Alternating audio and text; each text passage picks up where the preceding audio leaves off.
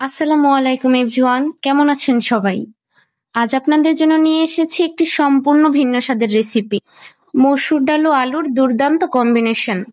প্রথমে কড়াই গরম করে তাতে পরিমাণ মতো তেল দিয়ে দিচ্ছি। তেল গরম হলে দিয়ে দেব পেঁয়াজ কুচি, কাঁচা লঙ্কা ফালি, দুটো এলাচ।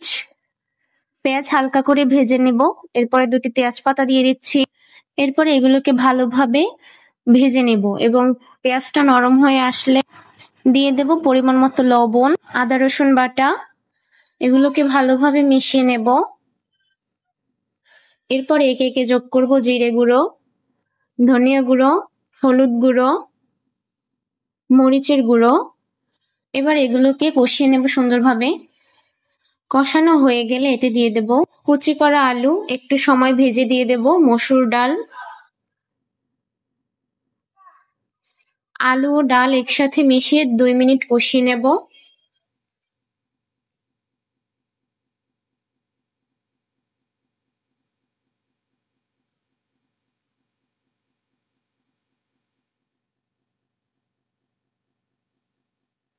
এবার পরিমাণ মতো পানি দিয়ে দেব।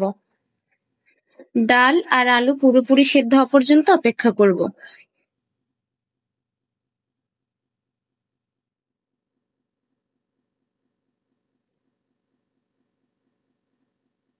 এবার আমি ডালটা মিডিয়াম আঁচে রান্না করে নেব।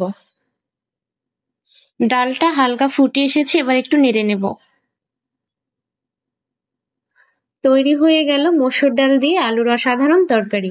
গরম ভাত বা রুটির সঙ্গে পরিবেশন করুন।